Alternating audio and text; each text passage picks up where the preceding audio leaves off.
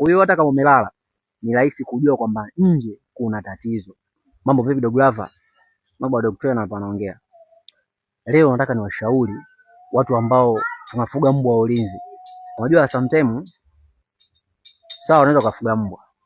Alafu kuna watu wana tabia wezi hao, wana tabia kuja kuruka ukuta au sometimes wanakuwa wanapulizia dawa. Kwanza nianze na hili swala ambalo watu wana tabia ya kuruka ukuta. Cha kwanza ambacho nakushauri, kwenye mbwa wako usiwafungulie, yani usiwache mbwa wote wazo. Yani kama una mbwa 4, usiwafungulie mbwa wote wanne, walinde. Yani mbwa wote wanne wawe free. Wawili waache wawe free. Alafu hao wawili wengine tafuta kona uwafunge. Sawa? Kona ambazo wajua wakikaa hapa kule anaona, wakikaa hapa kule anaona, alafu wafunge na mnyororo ama cheni ambao unajua hii akitumia nguvu anakata.